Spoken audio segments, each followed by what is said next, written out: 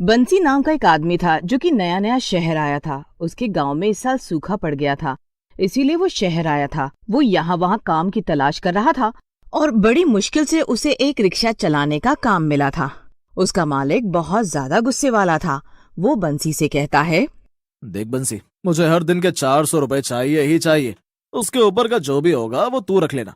और अगर तूने इतने पैसे मुझे लाकर नहीं दिए तो मैं तुझसे अपना रिक्शा वापस ले लूंगा। और हाँ, मेरे रिक्शे में गलती से भी कोई खरोंच नहीं आनी चाहिए, वरना उसकी भरपाई भी तू ही करेगा।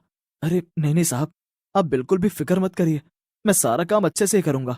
बंसी को काम की सख्त जरूरत थी, इसीलिए उसे जो भी काम मिला वो चुपचाप करने लगा। बंसी दिन भर रिक्शा चलाता और शाम को किसी रेलवे स्टेशन या बस स्टॉप के बाहर जाकर सो जाता।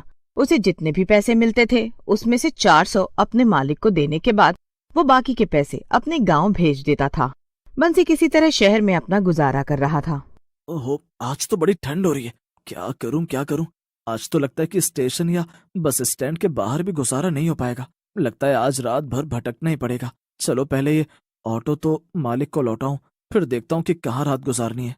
बंसी अपने ख्यालों में गुम था कि तभी उसे एक सवारी दिखाई देती है। भैया, सेक्टर 4 जाना है, चलोगे?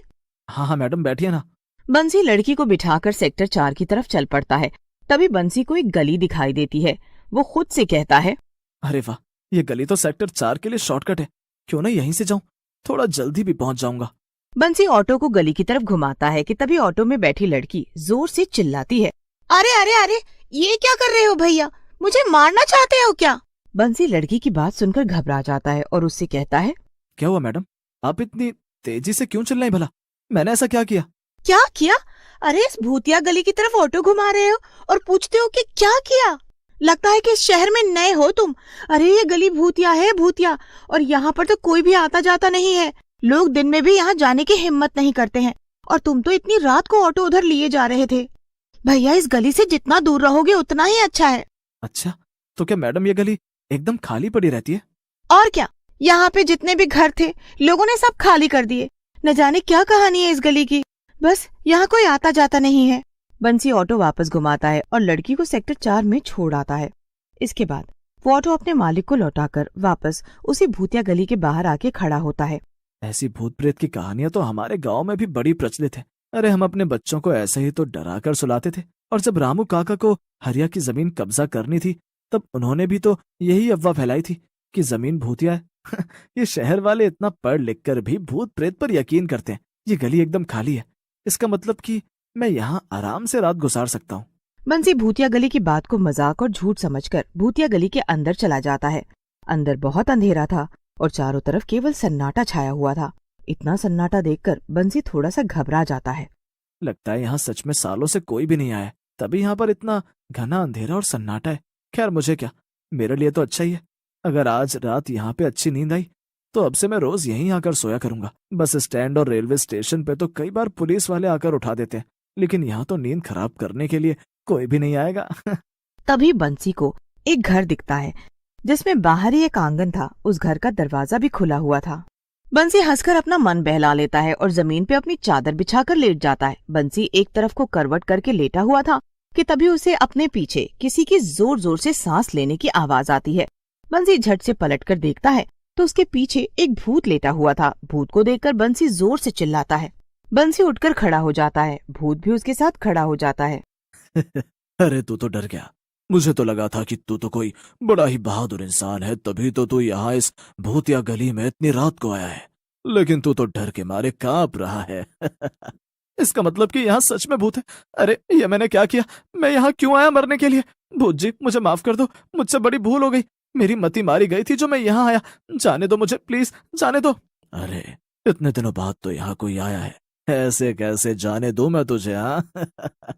अब आज की रात तो तुझे यही हमारे साथ बितानी है, और अगर सुबह तक तू जिंदा बच जाए तो चला जाना। हमारे क्या मतलब? यहाँ आपके अलावा भी कोई है क्या भूत जी? हाँ, मेरा पूरा परिवार है यहाँ। तभी वहाँ पर भूत की पत्नी और 2 भूतिया बच्चे भी आ जाते हैं। वो तीनों बंसी को बहुत गुस्से से देख रहे थे। बंसी उन्हें देखकर और भी ज्यादा डरने लगता है। तभी भूत की पत्नी बोलती है, ये क्या है? एक इंसान यहाँ क्या करने आया है? इसकी हिम्मत भी कैसे हुई हमारी इस गली में आने की? मैं इसे नहीं छोड़ूंगी, मार डालूंगी मैं इसे। अरे नहीं नहीं, रुको भाग्यवान, अभी अभी तो आया है बेचारा, मारना ही तो है इसे, तो थोड़ी देर बाद मार लेना।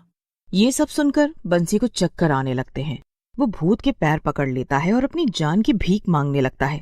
मुझे मत मारो, मुझे मत मारो भूत जी, मैंने किसी का क्या बिगाड़ा है? मैं तो बहुत ही गरीब आदमी हूँ। गांव में मेरे बूढ़े माँ बाप ने मुझे बड़ी उम्मीदों से शहर भेजा है।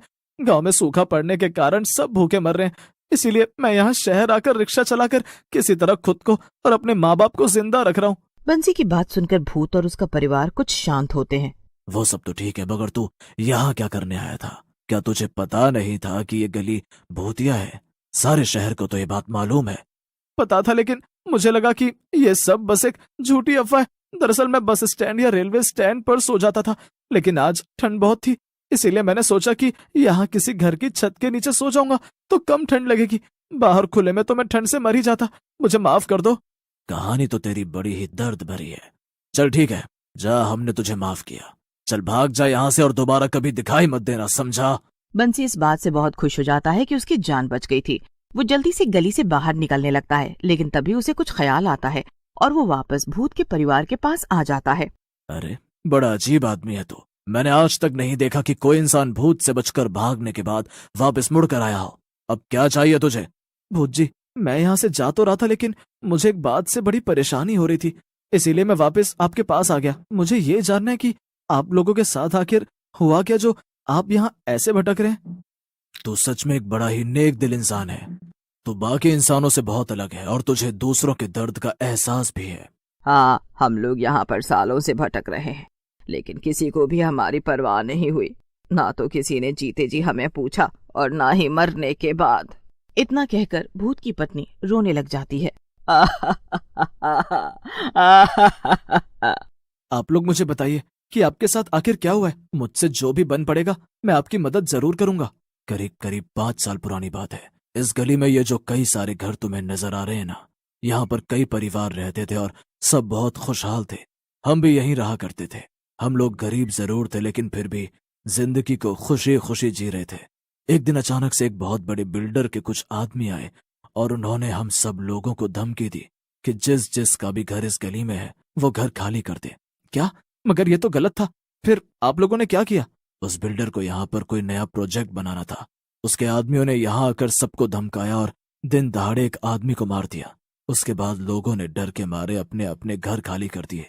मेरी बेटी नीना ने उसी वक्त वीडियो बना लिया था। अरे वाह, तब तो आपने उसके खिलाफ पुलिस में कंप्लेन कर दी होगी ना? हम वही करने जा रहे थे, लेकिन हम कंप्लेन कर पाते उसके पहले ही ये बात बिल्डर को पता चल गई और वो अपने आदमियों के साथ हमें मारने आ गया। तब तक सारे लोग अपना घर छोड़कर जा चुके थे और यहाँ बस हम लोग ही बचे थे।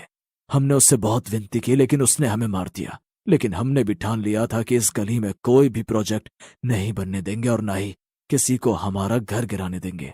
हाँ, और इसीलिए हम लोग तब से यहीं पर भटक रहे हैं। बिल्डर के आदमी कई बार यहाँ आए, लेकिन हमने उन्हें डरा कर यहाँ से भगा दिया। हमें पूरे शहर वालों को डराना पड़ा ताकि कोई भी यहाँ ना आ पाए। इसीलिए कोई भी यहाँ आता तो हम उसे डरा देते थे। ओह, तो अब मैं समझा। लेकिन इस सब के बाद भी हमारी आत्मा यहीं भटक रही है, क्योंकि हमें मारने वाला अब तक आजाद घूम रहा है। आपके पास वो वीडियो तो अभी भी होगी ना, जिसे आप बिल्डर के खिलाफ इस्तेमाल करने वाले थे? हाँ, ये लो, इस पेन ड्राइव में है वो वीडियो। मैं आप लोगों की मदद करूंगा। मैं ये वीडियो ले जाकर पुलिस वालों को दिखा दूंगा और उस बिल्डर को सजा दिलवाऊंगा। क्या सच में?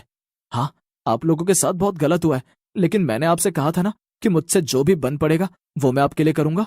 बंसी की बात सुनकर भूत और उसका परिवार बहुत खुश हो जाते हैं। बंसी वीडियो लेकर सीधा पुलिस स्टेशन जाता है और पुलिस बिल्डर को गिरफ्तार कर लेती है। इसके बाद भूत के परिवार को मुक्ति मिल जाती है और भूतिया गली में एक बार फिर से लोग आना जाना शुरू कर देते हैं।